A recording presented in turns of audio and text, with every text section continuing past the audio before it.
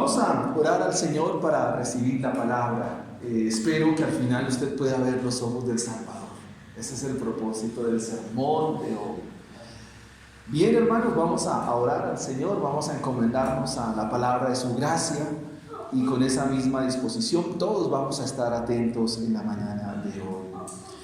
Eterno Padre que estás en el cielo, queremos darte gracias, Santísimo Dios, por la oportunidad que tú nos concedes, la bendición tan inmensa, mi Señor, de hoy venir en esta mañana, tu pueblo, el pueblo que has escogido para sí.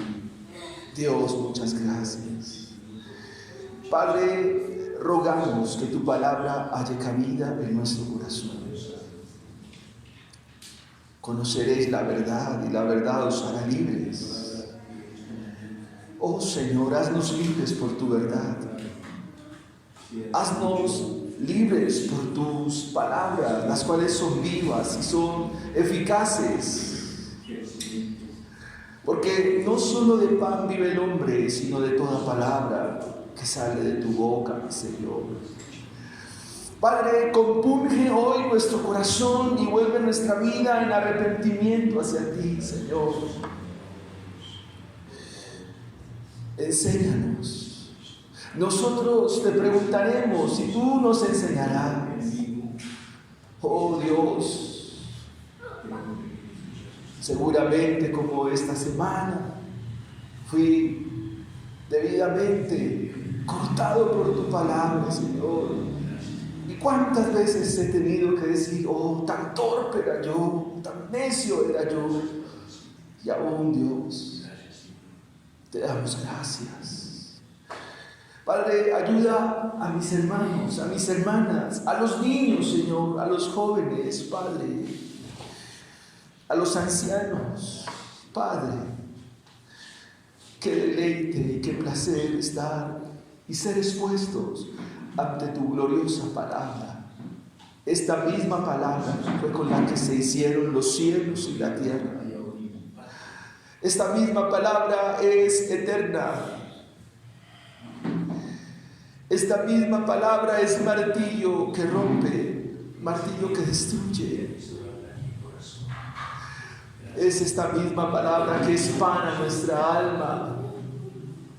Porque tu palabra es Cristo mismo. Tu palabra es Cristo. Y no solo, oh Dios, de pan vive el hombre, sino del que come de ti, Señor. Padre, muchas gracias por el trasegar de este libro, Señor, por toda tu enseñanza. Aún, Señor, por ese momento de silencio entre el capítulo 3 hasta el capítulo 37, Señor.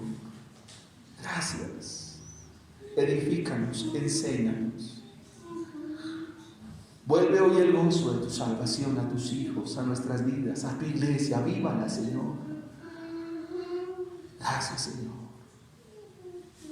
Bendito Dios para siempre. Amén y amén. Bien, mis hermanos, entonces vamos a ir al libro de Job, capítulo 42. Miran, pero no ven. Esa fue la explicación que nuestro Señor Jesucristo dio a sus discípulos cuando ellos le preguntaron acerca de los que están afuera de su reino, en Marcos capítulo 4. Esas palabras, miran pero no ven, tiene que ver con lo que somos muchos en nuestra iglesia. Miramos, pero no vemos. ¿Quiénes son estos que miran, pero que aún no han visto? Son aquellos que probablemente han escuchado los 42 sermones de Job y aún siguen sin ver. Son aquellos a quienes aún no les es dado a saber el misterio del reino de los cielos porque aún están fuera. Y es que estando afuera no se puede ver al Salvador. Para ver al Salvador o ver al Redentor que vive, es necesario estar dentro de su reino. Y quisiera preguntarles en esta mañana en relación al sermón pasado, ¿qué es más fácil domar? ¿Al Behemoth, al Leviatán o al pecado, si fuera posible? ¿Qué es más fácil, hermanos? ¿Domar al Behemoth o domar al Leviatán o domar nuestro pecado? ¿Qué es más fácil? Si fuera posible.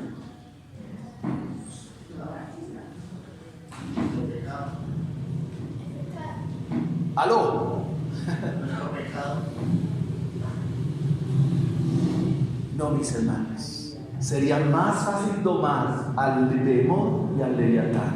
Y esa es la gran enseñanza del capítulo 40. Nuestro pecado nosotros no lo podemos domar. Así que se requiere mirar al Redentor que vive. Ya, ahora. Es ahora. Por eso el título del sermón en esta mañana es: Ahora mis ojos te ven. Ahora mis ojos te ven. Y quiero invitarles a leer el capítulo 42. Respondió Job a Jehová y dijo: yo conozco que todo lo puedes y que no hay pensamiento que se esconda de ti.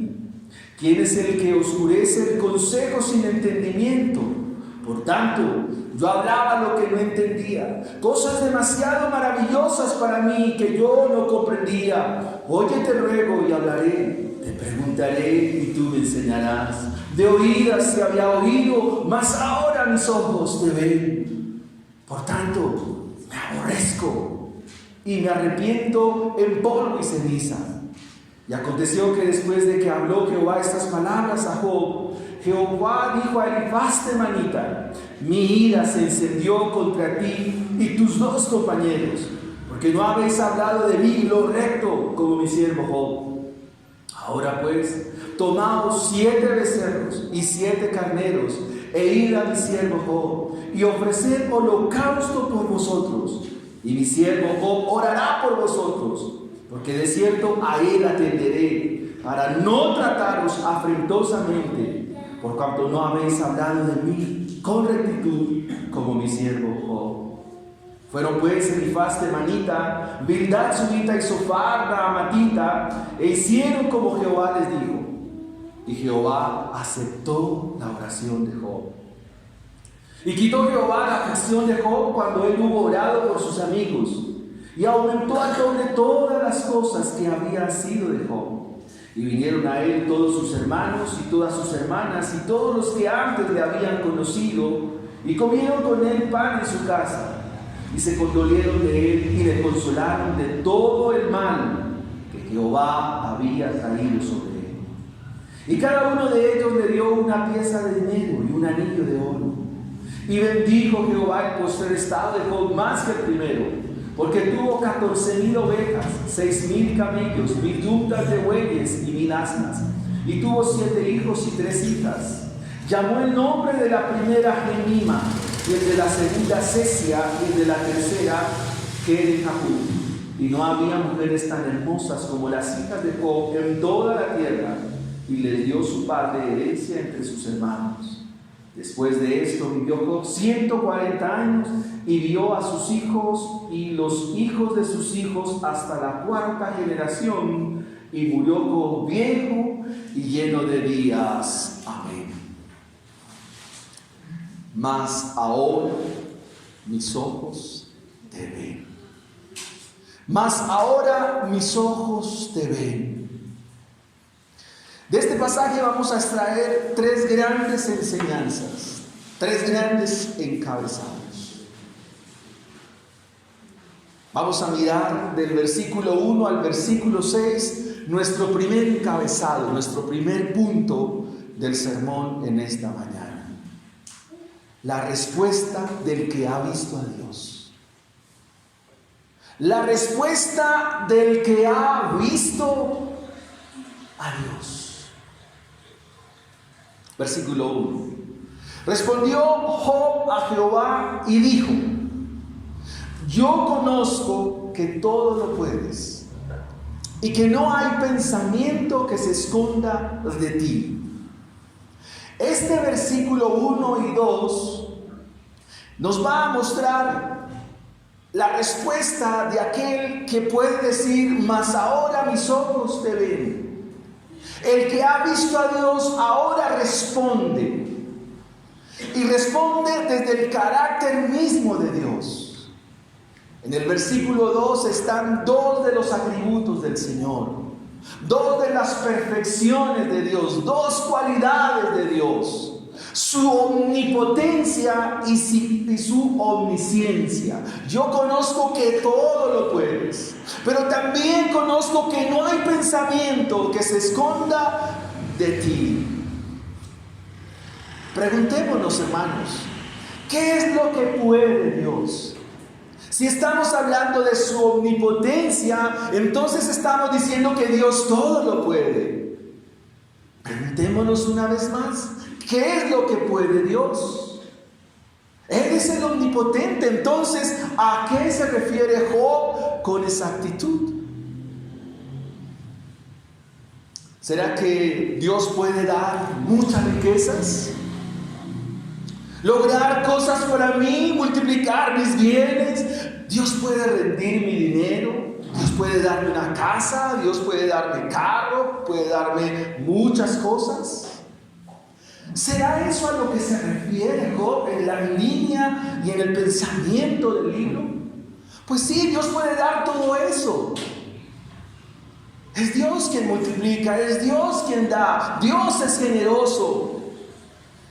Pero cuando la Biblia nos menciona, y específicamente Job nos está diciendo: yo conozco que todo lo puede, entonces nos está mostrando, nos está hablando de la línea en lo que refiere a nosotros.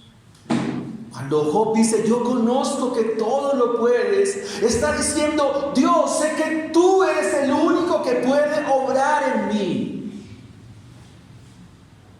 Eres el único que puede tratar conmigo. Eres el único que puede obrar en mi vida. Yo conozco que todo lo puedes. Lo que hace Dios siempre por el Evangelio y por su palabra es llevarnos al punto central del Evangelio. Y el punto central del Evangelio consiste en que Dios siempre va a atacar nuestro pecado. Dios siempre va a atacar tu maldad. Siempre Dios va a atacar tu orgullo, tu soberbia, tu arrogancia, tu rebeldía, tu error. Eso es lo que Dios va a hablarnos. O sea, el único que puede tratar con nuestro pecado es Dios. No hay nadie que pueda librarnos de los vicios. No hay nadie que pueda librarnos de la inmoralidad. No hay nadie que pueda librarnos de la mentira, del engaño, de esos malos pensamientos que tenemos. El único que puede obrar es Dios. Ahora conozco que todo lo puedes. Cuando me doy cuenta de esa gran verdad, entonces puedo decir: mis ojos ahora te ven. Significa que el Evangelio me ha alumbrado. Entre tanto tú no te des cuenta de tu error y tu maldad, de la maldad de tu corazón, no te ha alumbrado el reino de los cielos. Esta es exactamente la misma bienaventuranza de Mateo 5:3. Bienaventurados los pobres en espíritu, porque de ellos es el reino de los cielos. Así que después de haber observado la omnipotencia de Dios, Job se va a centrar en la omnisciencia de Dios. No hay pensamiento que se esconda de ti. Job se da cuenta que no era tan sabio como parecía. Sus ideas no eran tan en línea con lo que describe el carácter de Dios. Sus apreciaciones, sus conceptos eran carentes del verdadero conocimiento y de la verdadera inteligencia.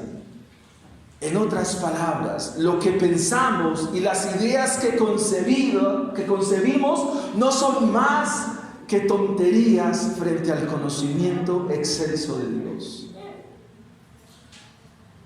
Ahora, si nosotros pensamos de manera necia, de manera arbitraria y de manera contraria a Dios, ¿por qué seguir en necedad? ¿Por qué seguimos ocultando, hermanos, los pensamientos?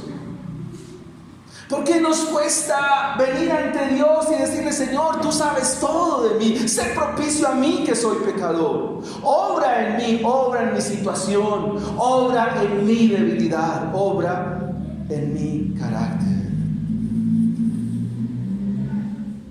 Cuando hablamos de esta expresión del versículo 2, conozco que todo lo puedes y conozco que no hay pensamiento que se esconda de ti.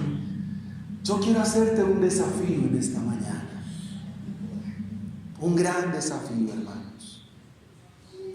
Y es que hoy tú puedas, frente a la palabra del Señor, frente al texto que tenemos enfrente, poder decirle a Dios: ¿cuál es tu mayor pecado? ¿Qué batalla es la que tú estás viviendo? El más grande. El pecado tiene muchos brazos. Es un pulpo de muchos brazos.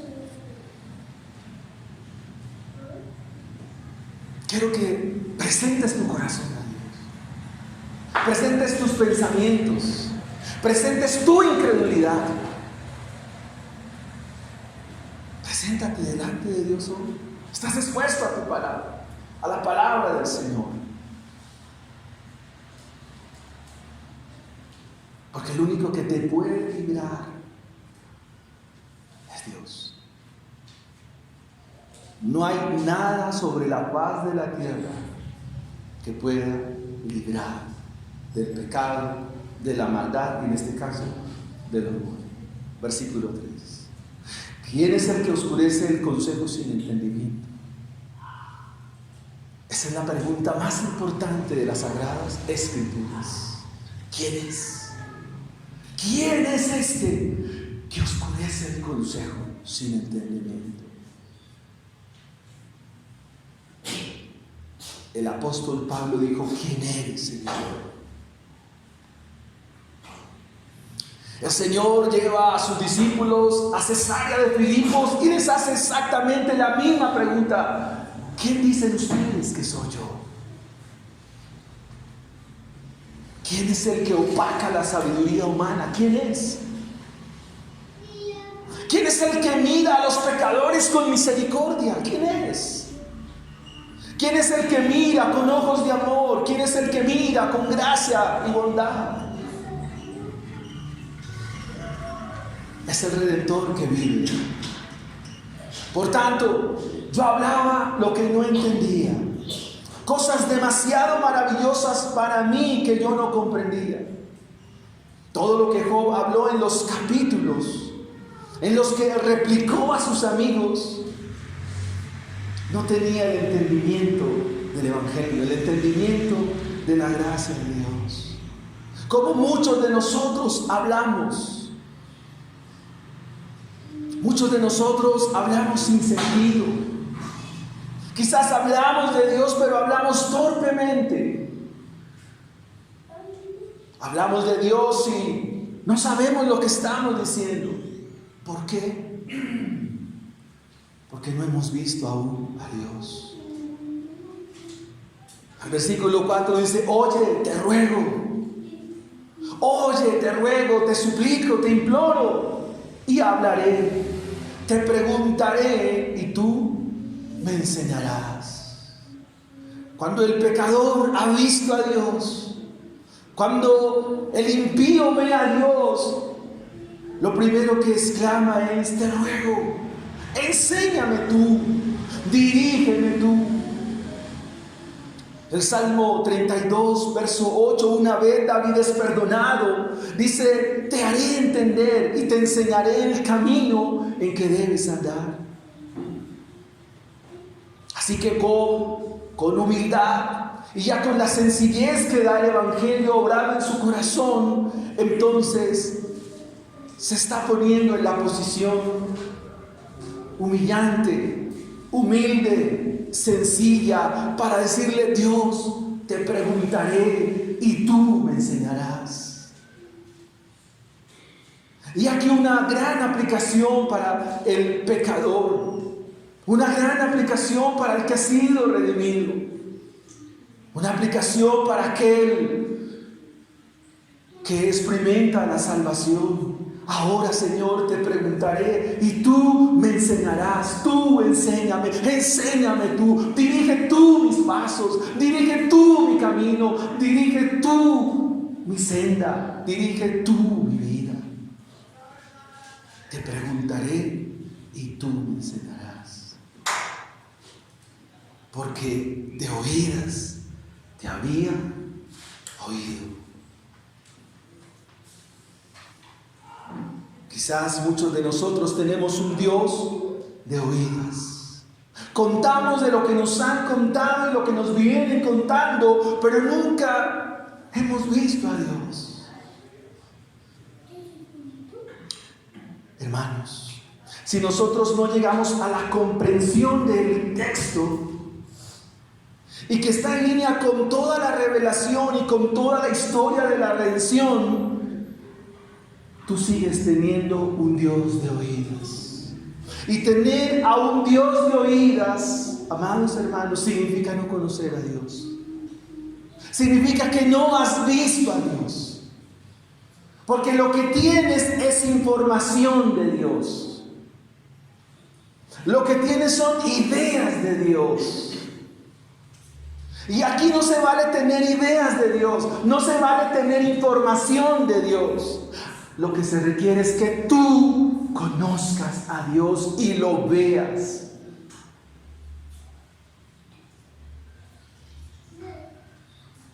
Yo puedo tener información de Australia, sé que su capital es Sydney, que hay unas ciudades como Melbourne, se juega uno de los primeros grandes slams del año, que es una tierra donde habitan los canguros. Tengo información de Australia, pero yo nunca he ido a Australia.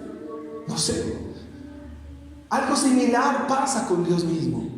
Tú puedes saber de Dios, conocer cosas de Dios en teoría, en información, en intelecto, pero no sabes realmente quién es Él. De oídas te había oído, mas ahora mis ojos te ven.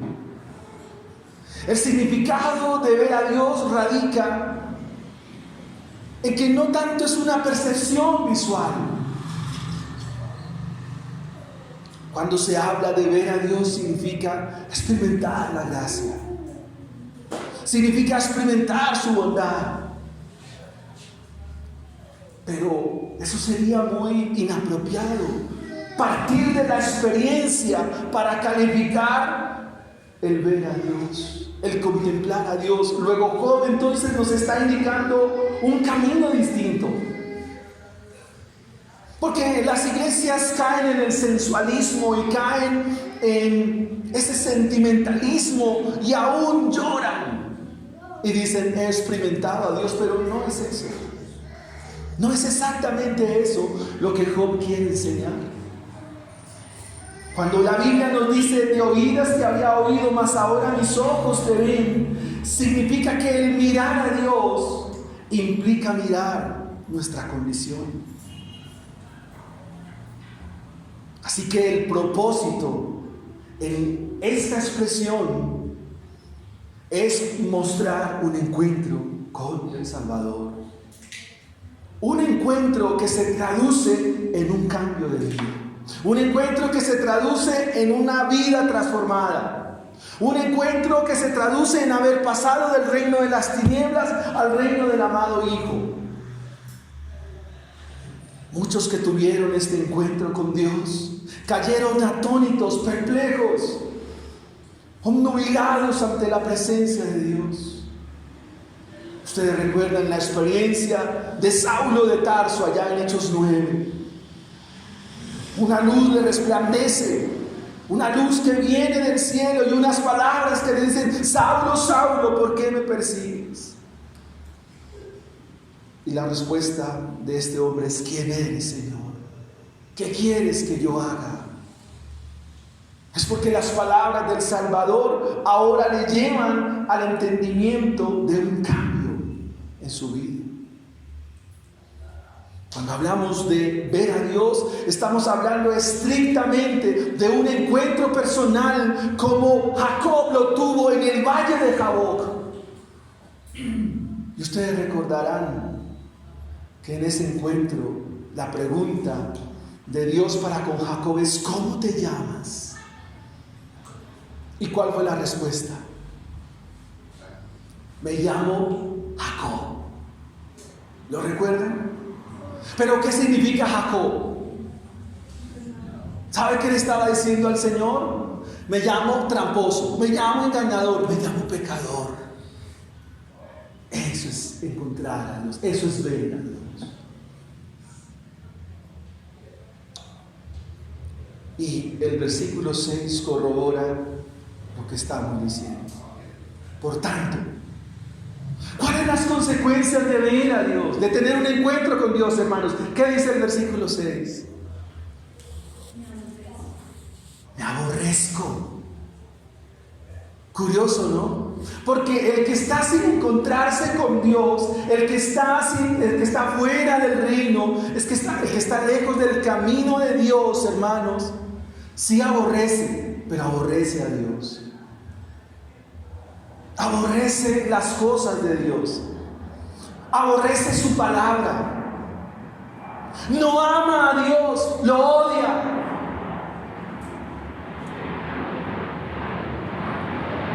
Pero el que tiene un encuentro con el Señor,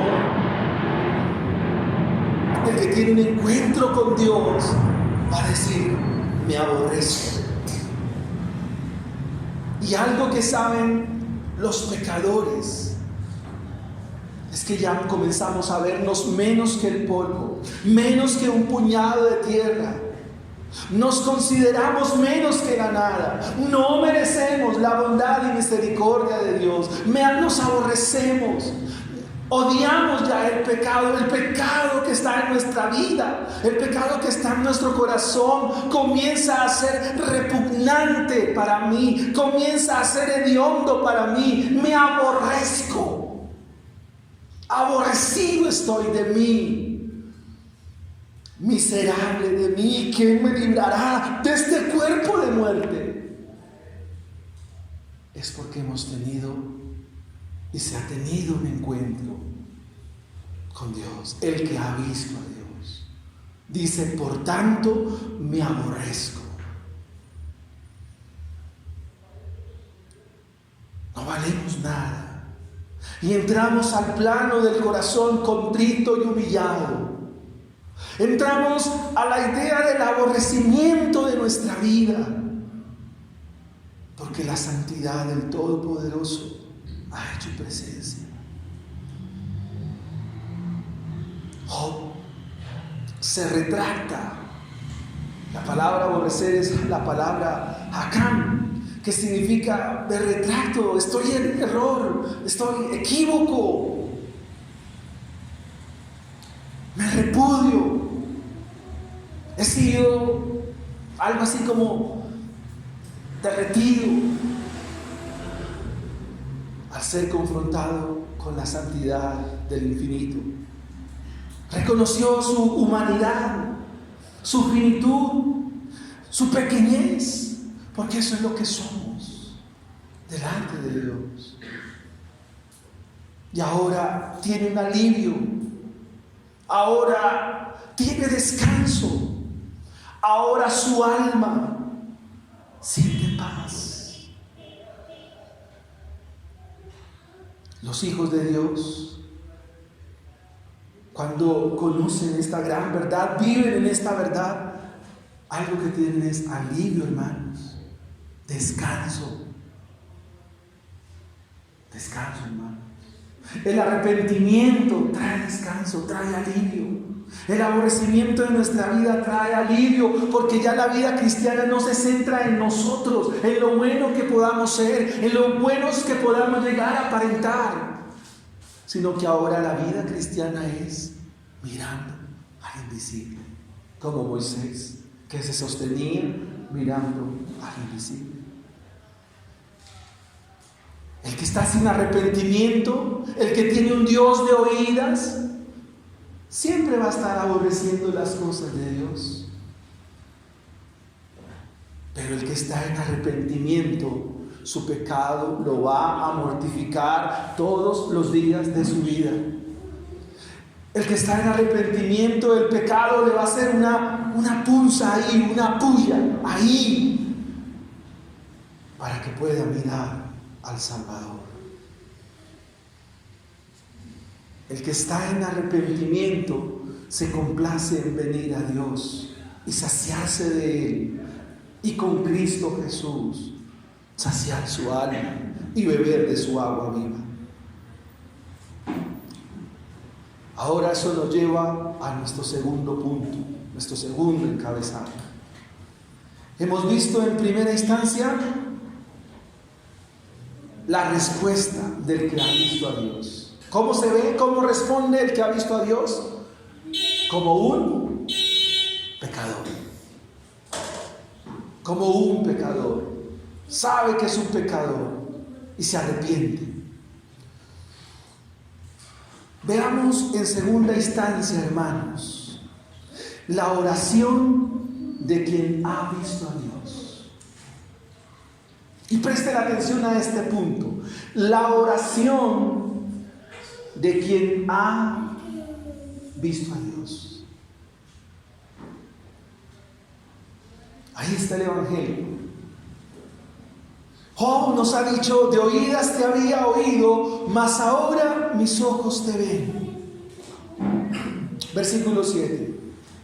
Aconteció que después que habló Jehová estas palabras a Job, Jehová dijo a Elifaz temanita: mi ira se encendió contra ti y tus dos compañeros, porque no habéis hablado de mí lo recto, como mi siervo Job.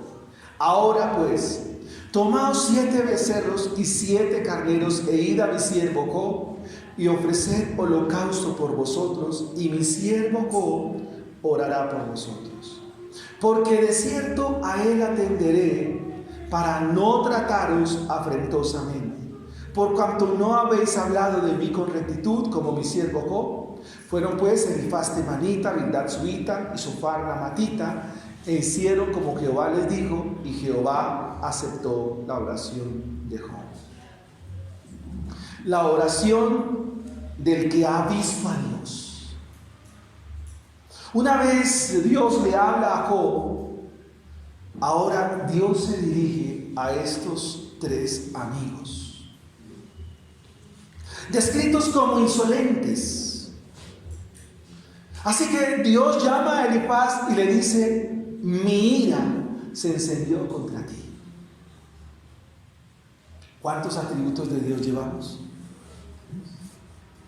La omnipotencia, la omnisciencia, y ahora vemos la ira de Dios. La ira de Dios. Mi ira se encendió contra ti y tus 2 compañeros, porque no habéis hablado de mí lo recto. Es decir, fueron insolentes en su forma de hablar. ¿Qué es un insolente? Es la cualidad que tiene una persona de hablar con falta de respeto. Es un irreverente en su forma de hablar y en su lenguaje resulta ofensivo. Eso es un insolente. Estos 3 hombres hablaron de Dios, pero hablaron con mucha falta de sabiduría y hablaron irreverentemente.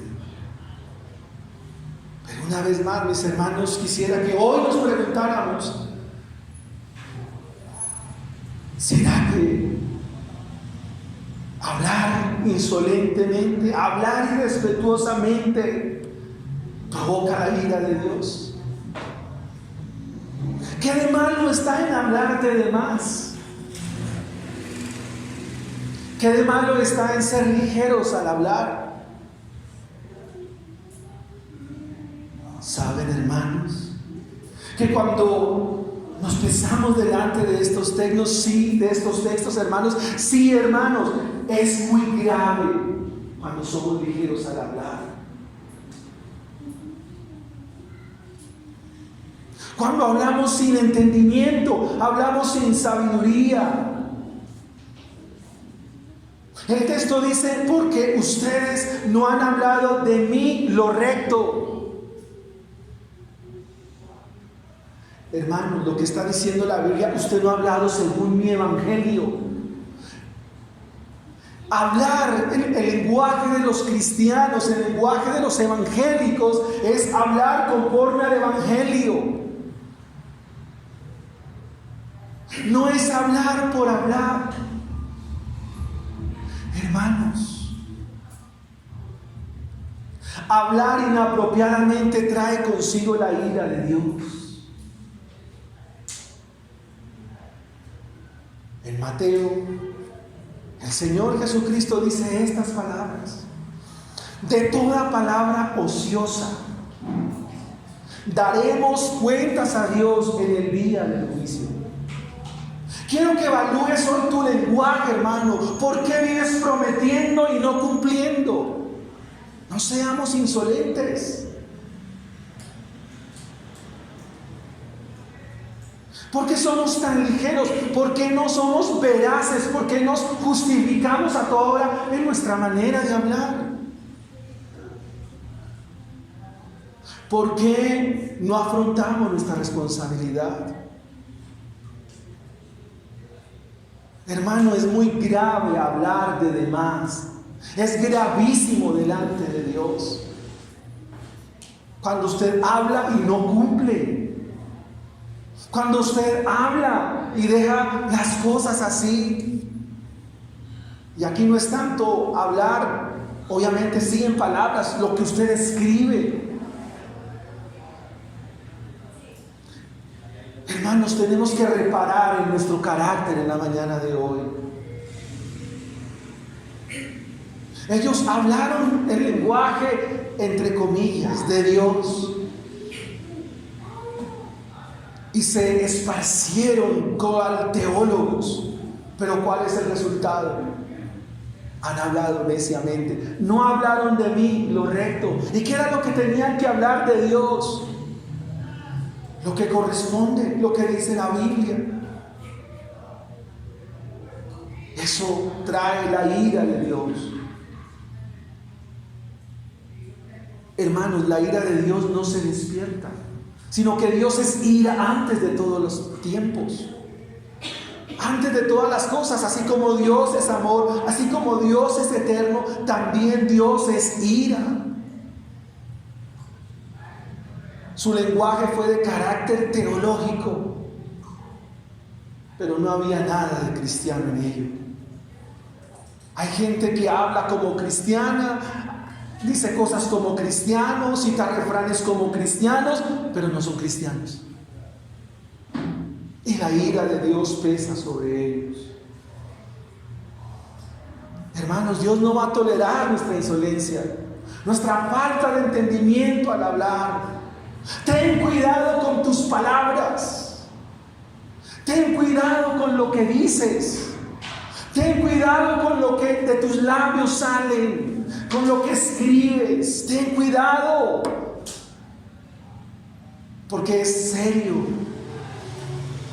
Pablo en la carta a los Corintios dice: no erréis. Y pone una lista de pecados. Y entre esos dos pecados está: no erréis, ni los maldicientes, ni los mentirosos heredarán el reino de Dios. Y esto eres algunos de vosotros. Este y todos estos pecados nos llevan a un destino. ¿A dónde nos llevan? ¿A dónde te llevan a hablar así? ¿Cuál es el destino de todo el que está sin arrepentimiento? Está sin Cristo, sin Dios. ¿Hacia dónde te lleva?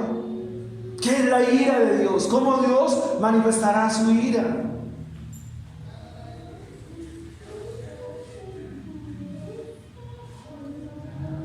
¿A dónde nos lleva el pecado, hermanos?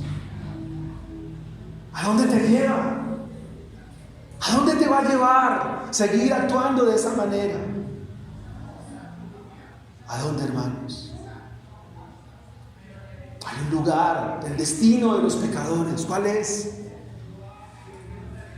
¿A dónde es que Dios va a manifestar su ira con el que está sin arrepentimiento?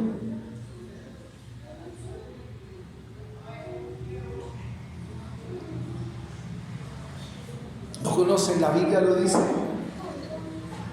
Se llama el infierno, hermanos. ¿Sabes que cuando volviendo a mirar los puntos anteriores de oídas, sabe que es probable que tú no seas cristiano? ¿Sabe que es probable que tú no seas cristiano?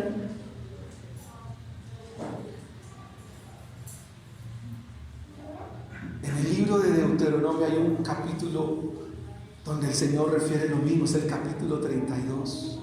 Un capítulo usado hace muchísimos años por un predicador llamado Jonathan Edwards. Y era a donde se predicó ese sermón. Era una iglesia apática. Todos decían que eran cristianos, pero no lo eran. Todos decían que eran cristianos, pero no. ¿Tú crees que eres verdaderamente cristiana? ¿Tú crees que eres cristiano? ¿Has nacido de nuevo? ¿Estás seguro de tu evangelio? ¿Estás seguro de tu vida como cristiano? ¿O tienes a un Dios de oídas?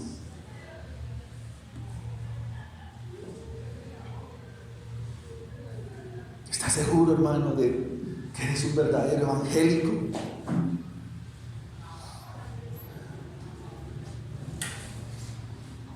Miremos qué hay que hacer para ser librados de la ira de Dios. ¿Qué hay que hacer? Miremos el punto central del evangelio en la redención.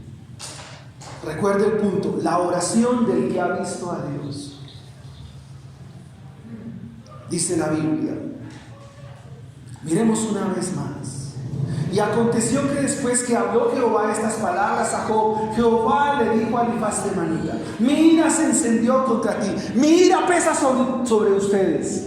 Mi ira pesa sobre ti, Elifaz, mi ira está sobre ti, Bildad, mi ira está sobre ti, Chofar, y mi ira está sobre ustedes. Mi ira. La ira de Dios está pesando sobre ti. El castigo de Dios. Pero Dios aquí ha dado una provisión.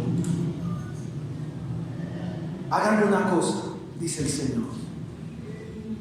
Ustedes no han hablado bien delante de mis ojos. Ustedes son pecadores en su forma de hablar, en su forma de actuar. Ustedes son pecadores en todo lo que hacen. Y la paga del pecado es muerte. Versículo 8. Ahora pues, tomen 7 becerros y 7 carneros y vayan a mi siervo Job y ofrezcan holocausto por vosotros. ¿Qué deben hacer los pecadores para ser librados de la ira de Dios? Deben ir y hacer un sacrificio. Deben hacer un holocausto para no ser castigados. Aquí Dios está demandando un sacrificio. Su justicia demanda un sacrificio. Dios demanda por su justicia un acto que pueda librarlos de la ira de Dios, que pueda librarlos de su castigo. Dios aquí demanda un sacrificio que los pueda favorecer de la destrucción. Tienen que ir y sacrificar 7 becerros y 7 carneros y hacer un holocausto. Esa palabra holocausto se compone de dos veces: holos, que significa todo, y caustos, que significa quemado. O sea, el sacrificio, el holocausto se debe consumar en su totalidad para ser librados del castigo y de la ira de Dios. Es decir, deben ir a aquel que ha visto a Dios hacer sacrificio por su pecado. Porque solo si van a aquel que ha visto a Dios, entonces con su sacrificio y con su holocausto serán librados y serán perdonados. No sé si usted ya ha visto el Evangelio, está viendo el Evangelio. Hermanos, para que tu orgullo, tus palabras, tu incredulidad, tu pecado, tu maldad, tu error, tu insensatez, tus pensamientos malos, tus pensamientos equívocos, tu rebeldía, tu desobediencia, para que seas librado y no seas castigado, hay que asistir a un sacrificio, hay que hacer un holocausto, hay que ir a aquel que ha visto a Dios. Y el que ha visto a Dios se llama Jesucristo. Él es el que ha visto a Dios. Y Él vino para darlo a conocer. Para dar a conocer su justicia. Para dar a conocer su ira. Para dar a conocer su camino. Es necesario. Si usted mira el texto, ellos escucharon de Dios mismo, el mensaje de Dios fue directo. Su palabra para Elifaz fue directa. Elifaz, hay que hacer esto. Elifaz, hay que hacer un holocausto, hay que hacer un sacrificio e ir al que me ha visto, al que dijo: ahora mis ojos te ven. Hermanos, esto es serio. Ese es el mensaje del Evangelio. Vayan a Cristo Jesús. Ese es el mensaje del principio a fin en las Escrituras. Vayan a Cristo. Vayan a Cristo. Hay que ir a Cristo. Te equivocas cuando vienes a nosotros los pastores. Te equivocas cuando vas al hermano. Te equivocas cuando vas a terapias, cuando vas a la psicología. Te equivocas. Hace 8 días dije que existen alcohólicos anónimos, sexólogos anónimos, marihuanos anónimos. Eso no sirve. El único que sirve aquí es Cristo Jesús, porque Él abrió sus brazos en la cruz del Calvario, hizo el verdadero holocausto para la redención de tu vida, para que por su sangre seamos limpios de todo pecado. Ese es el mensaje del Evangelio. Hay que ir al que ha visto a Dios. Él vino desde el cielo, Él vino desde el seno de su Padre y vino a esta tierra para que nosotros le veamos, le conozcamos y vivamos para Él. De esta manera ustedes serán librados. No hay otra manera de cómo escapar del infierno si no es por el bendito sacrificio de nuestro magno y glorioso Salvador Jesucristo, a quien es toda la gloria, todo el honor, toda la honra y toda la alabanza. Ese es el mensaje. Pero resulta que si usted mira en el texto, ¿qué hizo Elifaz? Se quedaron ahí sentados. ¿Qué dice el texto? ¿Qué dice tu Biblia? Respondieron. No se quedaron ahí pensando: oye, ¿será que sí será verdad el mensaje? Oiga, ¿será que sí Cristo? No. ¿Qué dice la Biblia? Hicieron como Jehová les dijo, porque la fe implica acción. La fe implica que hay que hacerlo, hay que ir. No se quedaron ahí con los brazos cruzados. No, hermanos. Hicieron como Jehová les dijo.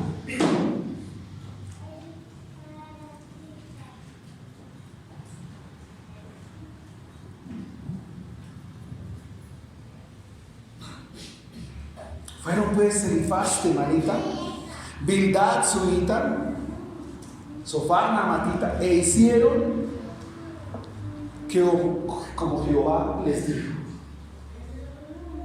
Así que lo que Dios te ordena a ti en esta mañana es que te arrepientas. Arrepiéntete. Arrepiéntete. No te quedes ahí sentado si yo voy a arrepentir y no hacerlo. Miren, hermano, esta es una verdad de la gracia de Dios y el Evangelio. El que es de Dios, viene a Dios. No se queda ahí pasivo, sino que, como dice un predicador, actúa. Usted no puede quedar en ese lugar de conformismo, en ese lugar de comodidad. No, hay que responder al Evangelio. Porque el que es de Dios responde al Evangelio, responde, viene.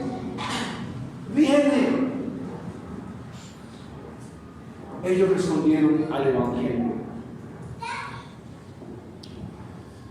Eso nos lleva a nuestro tercer punto, hermanos. ¿Hemos visto el primer encabezado cuál es?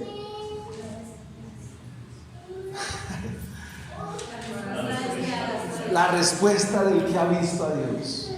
Ahora, la oración del que ha visto a Dios. Se me pasa aquí.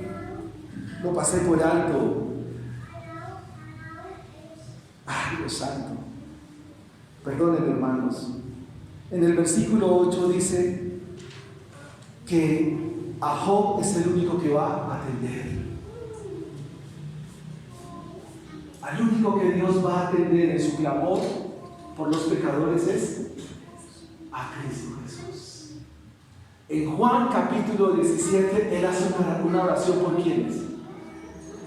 Por nosotros. Y es la única oración que es atendida.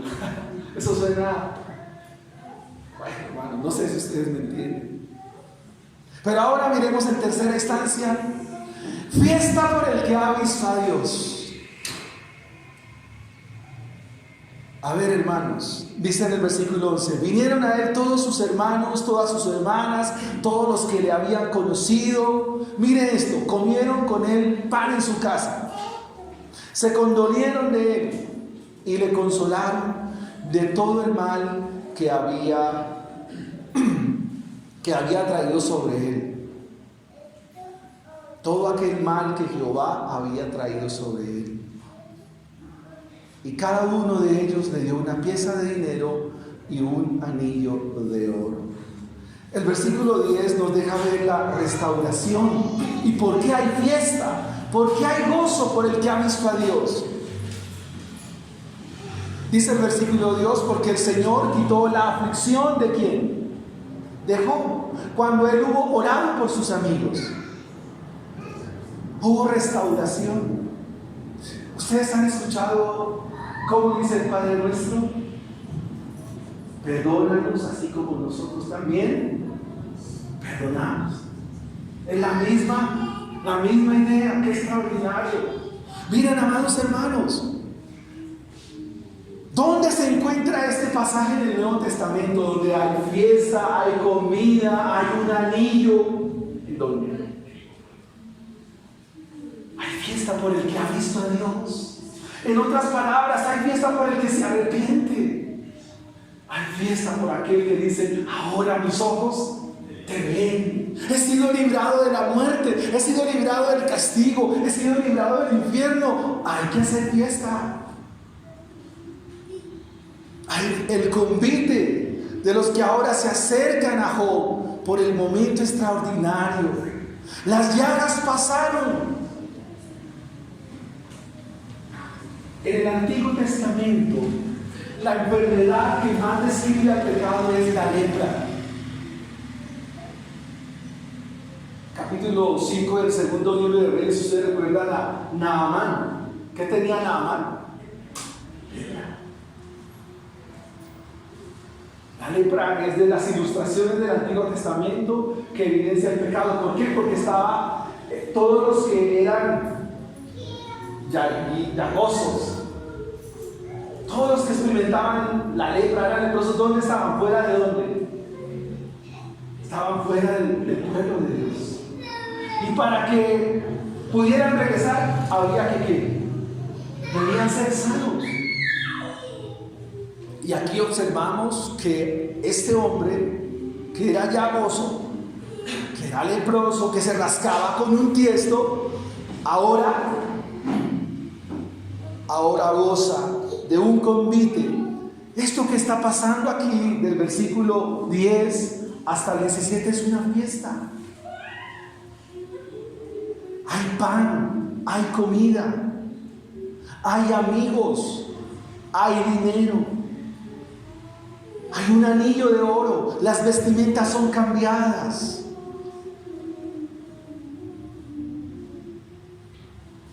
Hermanos, ¿no les parece maravilloso el Evangelio?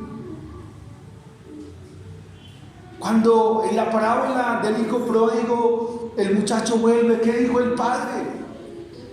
Hay que matar un cordero, hay que ponerle vestido nuevo, hay que ponerle un anillo, porque mi hijo que estaba muerto ahora vive. Hay que hacer fiesta. Si usted es perdonado, si ha sido perdonado, si por la fe hoy vienes a Dios, hermanos, hay que hacer una fiesta. Ya pasó. Las llagas, el dolor, la tristeza, la restauración viene, hermanos. La verdadera restauración está aquí. Versículo 12: y bendijo Jehová el postrer estado de Job. Esa es la esperanza gloriosa de todos los que hemos creído al Evangelio. Porque Jehová conoce el camino de los justos, mas la senda de los malos perecerá. Aquí viene la añadidura, porque este hombre ha encontrado el reino de los cielos. Ahora viene la añadidura. Lo que tú tanto buscas en esta tierra, lo que tú tanto deseas en esta tierra, es secundario, es terciario para Dios. Ya a Job lo que menos le interesa es su riqueza.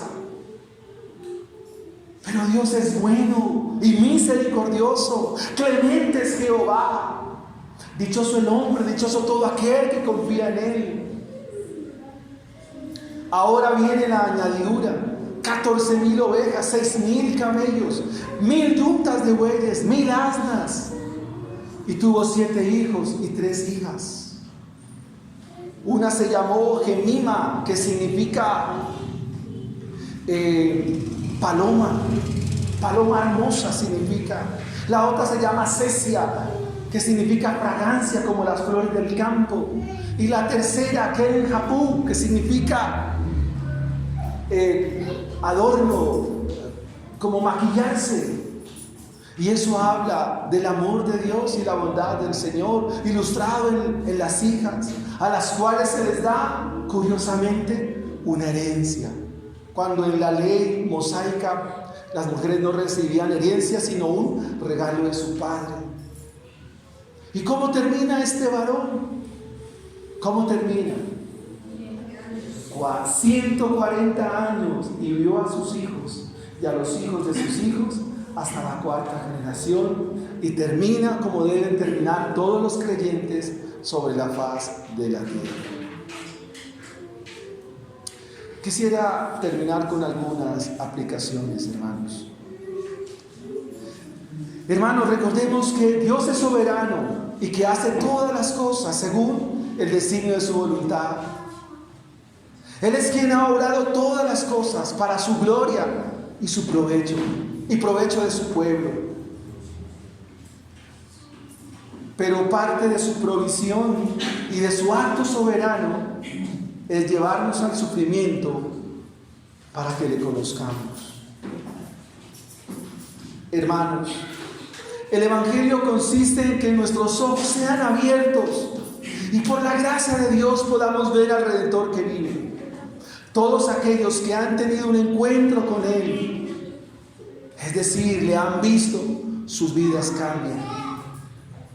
Son hombres y mujeres que por causa de ese encuentro con el Redentor que vive, ahora aborrecen su pecado y cada día se arrepienten en polvo y ceniza.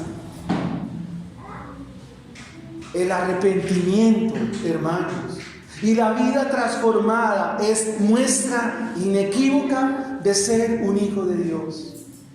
Así que si tú quieres saber si eres un hijo de Dios, el pecado te estará mortificando constantemente, pero tú día a día vendrás en arrepentimiento y vendrás en auxilio de aquel que te puede salvar.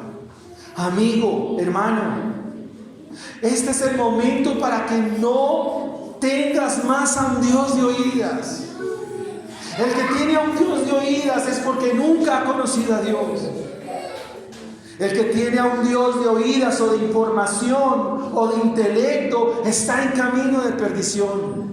Y la ira de Dios pesa sobre usted. Este es el momento para acudir a Él. Acudir a aquel que ha visto de Dios y aquel que ha venido de parte de Dios. Hermanos, ¿hasta cuándo vamos a ser insolentes en nuestra manera de hablar? ¿Hasta cuándo vamos a dejar de ser ligeros en nuestras palabras? ¿Hasta cuándo vamos a seguir hablando maldicientemente?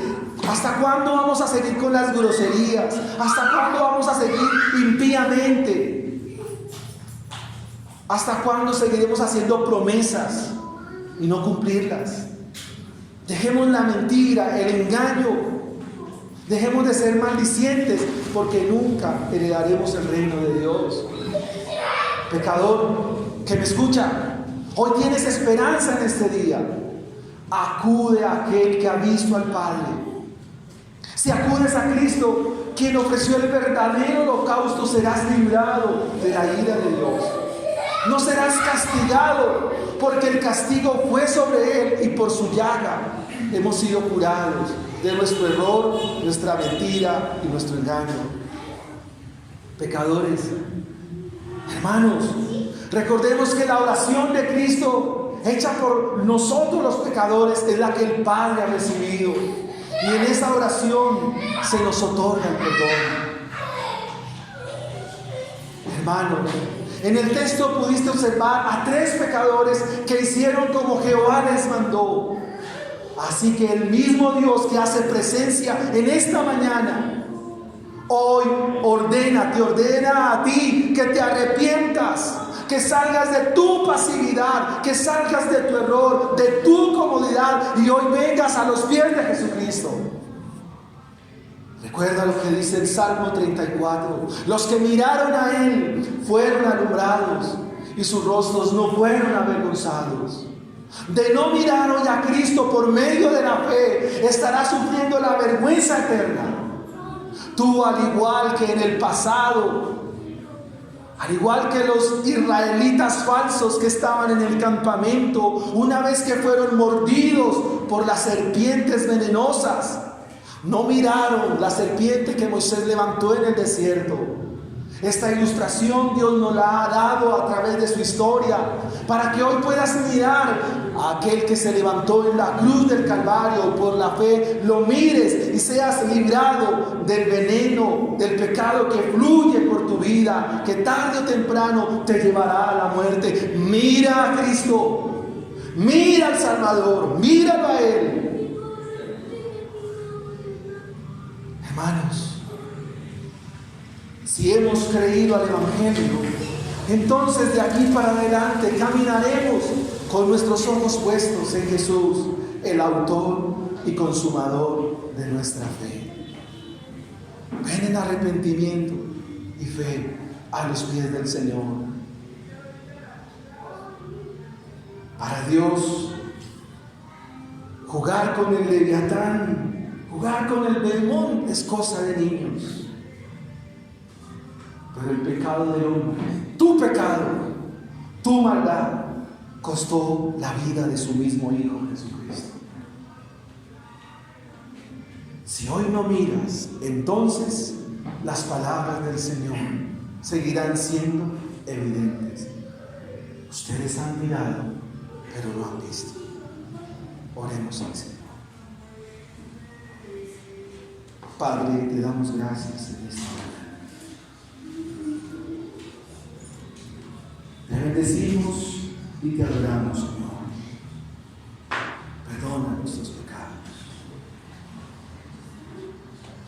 Perdónanos, Señor, y ayúdanos. Te rogamos, Señor, y te suplicamos, oh Dios, concédenos la gracia y la bendición de mirar a Cristo, Señor. Padre, concédenos la gracia y la bendición de mirarlo a Él, solo a Él, a Él. Como dice Isaías 41, miradme a mí, mírame a mí. No mires tu pecado, mírame a mí porque te puedo mirar. Mírame por la fe. Ayúdame, oh Dios. Llévanos a Cristo Jesús. Líbranos, Dios.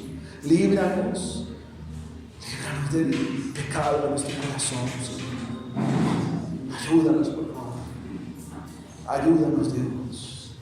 Padre eterno, mira a los pecadores de la maldad. Mira a los pecadores de la muerte eterna, Señor.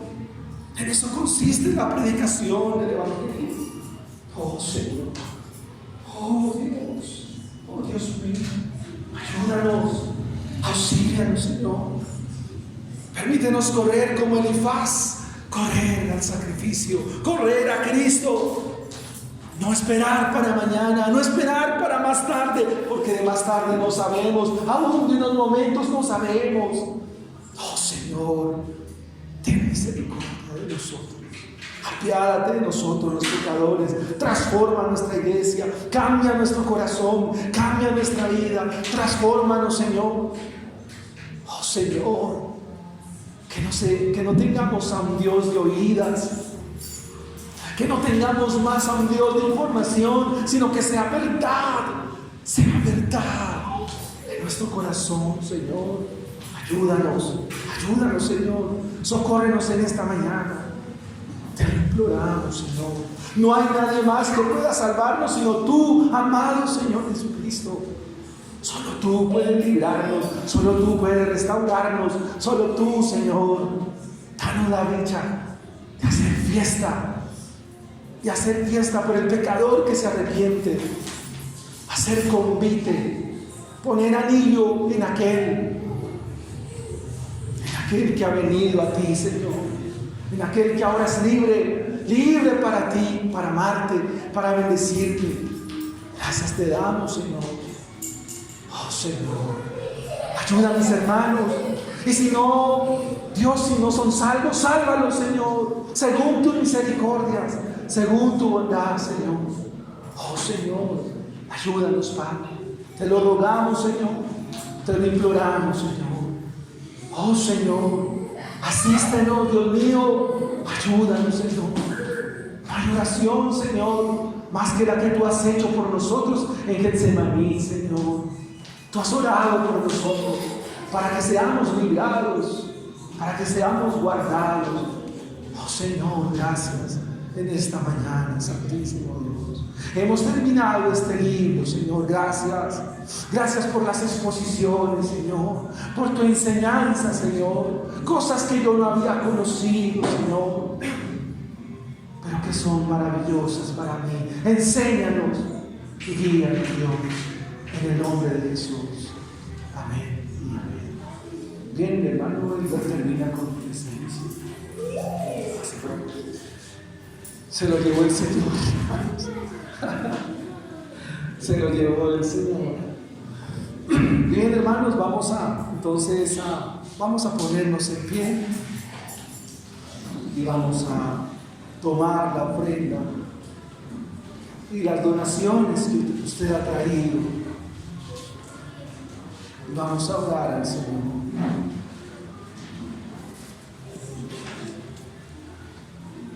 Y vamos a entonar este cántico al Señor. Dice: hay poder, sin igual poder, en Jesús, quien murió. Hay poder, sin igual poder, y en la sangre que vertió. ¿Puede decirlo otra vez? Hay poder, sin igual poder, en Jesús, quien murió. Hay poder, poder, sin igual poder, y en la sangre que vertió,